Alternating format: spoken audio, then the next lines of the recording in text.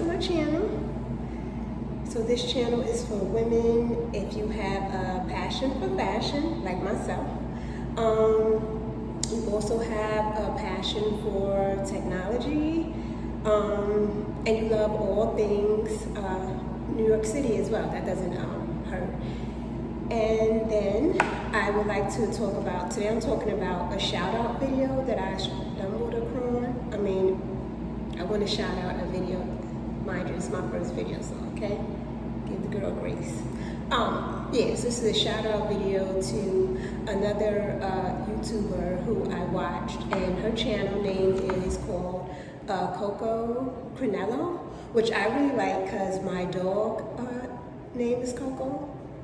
So that helps. I'll bring her on at another video, at another time, in another place.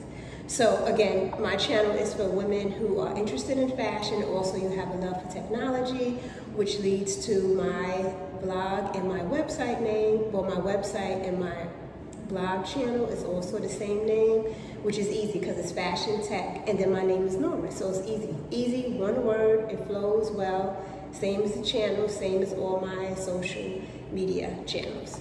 Okay, so in this video, she talked about how do you get a job in New York City in a year. I like it because it's, first of all, it's a blog format, and you know the girls, we love the blogs over here. Just kind of seeing how people operate in their life. But her journey is, she talks about how she's trying to get a job into fashion in a year and how to break into the industry and seeing if that works for her. And just for you to kind of like follow her along on the journey, see like what her day-to-day is, what it looks like, the hustle in New York City. The video is about, she made it in December, so it looks like the start of the new year. She started it out because she has on like a coat, and clearly I'm in the summer in New York. But the key thing is that I wanted to just spin on that and just talk about my journey and like what I wish I knew or someone would have told me. A little couple of things that kind of would have helped my journey along better. I kind of just got into fashion by way of freelance. So I am in New York City, like I said, and most of the showrooms in New York City, and this is, we talk about pre-pandemic, we talk about back then, was in the garment district. So I had a lot of freelance roles at showrooms. I did a lot of fashion showrooms. I helped with like getting the clothing ready, getting everything prepped, all of the behind the scenes. And this is when like showrooms still weren't like played out yet. Now you have showrooms, but they're more like on a design aesthetic to kind of just show it, look and lead. And this is when like you had to take the elevator up. So I don't know if you ever been to the garment industry or you know about it. You kind of saw it like if you watched the show Project Runway, when you see them like going to move. So that's that same area where like all of the stores are at. So it's not anything out the blue that New York and fashion will kind of go together because everything's here.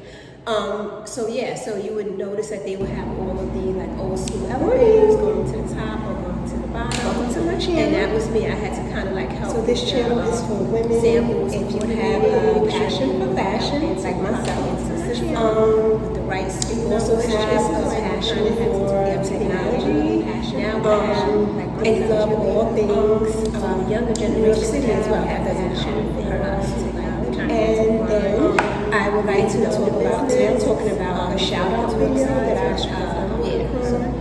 it's just different. I want to shout out. So I had some, like I said, a shout out video that I was trying to yes, this is a shout out video to another YouTuber who I watched, and her channel name is Coco Crinello, which I really like because my dog, it doesn't run so bad, but it helps. So that helps. I'll bring her on in another video, which I really like. So that, you know. So again, my channel is for women who are interested in fashion, and also you have a love for technology, which leads to my, so again, my website name, or my website and my blog channel is also the same name, which is easy because it's fashion tech, and then my name is just easy, one word, it flows well, same as the channel, same as all my fashion tech media channels.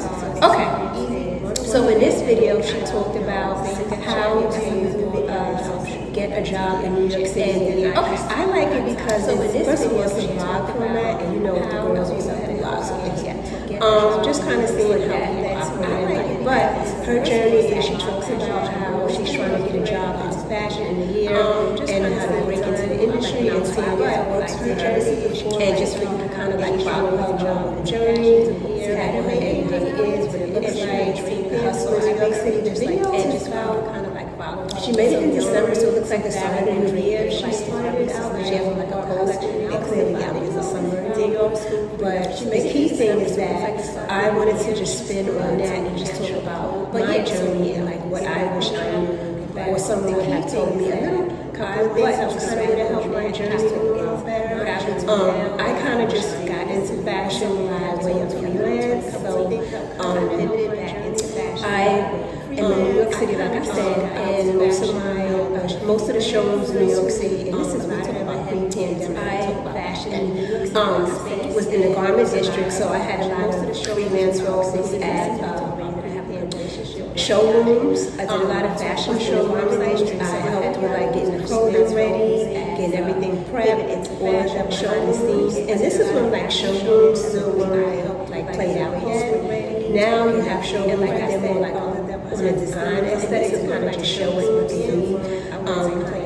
And this is when like you had to take the elevator up. So I don't know if you've ever been to the garment industry or know about it. You kind of saw it like if you watched the show Project Wave, you see them like going to movie. So that's that same area where like all the stores are at. So it's not a show Project Wave where you see them like anything out the blue. That so that's that same kind of together because everything's here. So yeah, so you would notice that they would have all of the like all suite elevators going to the top and going to the bottom.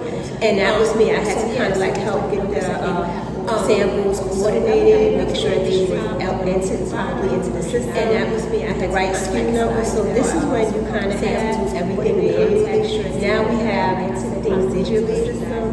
So the younger generations definitely have to kind of have to grind and really know the business before we talk about it. Yeah, so it's just different now. But so I had to, like I said, input all of the line items, making sure that the garments match exactly what it says. So I had to, like I said, sample sizes, they usually come in, usually like a size 8, it's kind of like a standard size.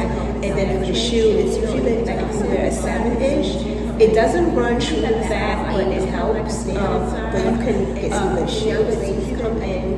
So that, you know, pivoting into fashion by way of freelance, like I said, I also did, you know, I was a receptionist, so that, you know, I helped out like a merchandise person, I functioned also as a receptionist or executive assistant. So just, I have a good, well-rounded, I function also as experience in the industry, as well as current experience in pre-pandemic. Sick of healthcare, that's a major area which I was as well at the time. And then I just got tired of working in healthcare. I also had a health scare, so we'll talk about that. But that led to my pivot back into like getting back into fashion, which I've always had stuff for the health scare industry. I've done it's like when I was 5 years old, I did, and this is before like anything was pattern making was out. And then now draping, so I basically just like took some yarn, some fabric, and draped it for like Barbie. So I made a whole Barbie collection. And I was in 5 years old. Didn't go to school for nothing, so this is just like in some fabric that came to me natural. But yeah, so get back into travel school, get back on the topic because I kind of bring stuff. But to get back on the topic is what I would do now is what I did recently, pre-pandemic. I'm talking about 2015. But I pivoted back into fashion. What I would freelance. I was already known with a few recruiters who a lot of them are heavily into the fashion and beauty space. I was already a lot of different recruiters that I know already have a good relationship with, and I can talk about those websites in later videos. This is kind of not going to be free. Pivot into fashion, or like if you want to get into them, then you can use freelance as a way to springboard into it. And like I said, since I'm coming in with different experience, I wanted to kind of help the newer generation get in and very in the background. It's still got into your portfolio got to be right.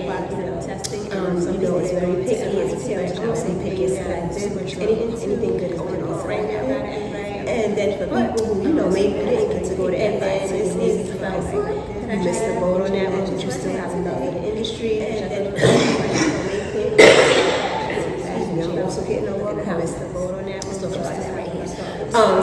So if you have a love for the industry, and you want to get into more like the merchandising, and the styling part, I've also helped with that. So in the contact sheets together, and like I said, working with the merchandising, make sure the SKUs match, make sure the garments fit. I also helped out like backstage in fashion before. This is when it was like Brian Park used to have Fashion Week in the tents, and it was a lot of volunteers coming in, and that was a freelance role too. That you can get Brian freelance and get into the industry that way, or at least help out, or they'll have you maybe come out and templates. And then that opened up the door to me also helping out with trade shows. So I have a good love for this, and I think that I know would help the younger ladies come in and have a good time and have someone that could kind of pivot, help them, show them the way. The young ladies can come in, especially now because it's time and have competitive with the job market, and fashion jobs is definitely still there. But then I have some other ways that you can get in, like I have some market and fashion product is definitely lifestyle stuff that you can do, some product merchandising tips that you can also use to pivot into fashion. So a lot of different ways that can help you if you have an insider in fashion, where you can do entry level, how to do an internship. If you do have your first job, what you need to say, that kind of stuff, fashion support and help. But at that fashion coaching, it's like I said, just coming from the industry, and I had roles all the way up to senior manager, and that was only because like when I was in health, I was in healthcare. I had healthcare, and it's funny working in healthcare and had a stage. But due to the industry, so I pivoted out. That was my way out, and I came and got into fashion. So then I was able to use like my digital skills, because I'm also IT marketing. So I was able to use those skills as well. So then I was kind of like bringing all those together. So when it all opens up, I both digital and also was fashion. So I got to help out with a lot of the stuff like campaigns, knowing what it entails, helping out with e-commerce shoots, the flats, the stills, counting them up, working with the sample coordinators, working with the merchandisers, knowing how to target emails, what's coming into email lists, soft launches from the regular launch. So yeah, I have a whole breadth of knowledge, which is not going to be free. It's going to be free at first to sprinkle you guys in.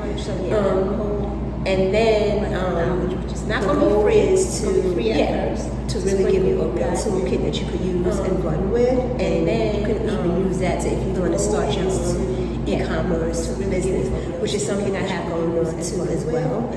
In the background, it's still like under testing. I have a couple of different products that I'm testing, and I'm using certain retail, which I won't name now because too much drama going on right now with that retailer. But that's what we're at. And then this is my book that I have, which it matches my hat today, which I thought it would be cute, right? That's what we're going to talk about fashion on the Fashion Channel. Looking at how so that's what we're going to start with. So I love this. Cute, right? I still use this even though I work from home.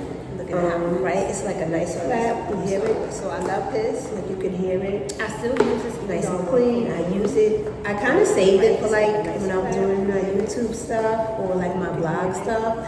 Just because it looks really, I kind of saved this for like when I'm doing my YouTube stuff. Yeah, and that's it. So like I said, like, subscribe, share. If you want to see more videos on fashion, getting into the industry, working your way around the industry, if you are in the industry already, how do you get promoted, how do you get into those rooms? Like I said, I can give experience all the way to the senior level in fashion, and I won't say, I was offered the director. Like I said, I can give experience twice. Well, I was promised the director. Well, once they promised it to me, the second time they tried to get me to stay. It actually came when I was pivoting into fashion, of course, right? When you leaving one company and you got an offer now, and I was, well, they already ready me, put it back. I was ready back, right? it wasn't a problem with me, it was actually a problem with they had leadership. So they didn't want to lose me, so they offered me not only a promotion, but they then offered me like a 1-year track of being a director, which is really was favor because the boss really liked me a lot and invested in me a lot, and she just really felt like I'm losing a good person, and even tried to pay me to stay. Like I think it was like an extra 20 or 30,000. But at that point, it wasn't about money. It was more like, you know, I wanted to get my life back. I wanted to get, you know, I've been. But at that point, Pilates for over 10 years. It wasn't a new, you know, back then it wasn't, you know, all on the media like it's part of this whole lifestyle. We've been doing Pilates for 10 years. And just because I come then it wasn't, you know, dance from young, I've always been dance and creative. So that was me. That was my, you know, two things that I love from young. Alright, so like I said, dance and creative. Subscribe to the channel. Also follow my website, follow my blog. I try to post twice a week at least. And then I'm going to merge it all with my YouTube channel. So that's why this is the newest, latest venture. I try to challenge myself every time. And that's it for now. Thank you. I try to challenge myself every time. And that's it for now. Thank you.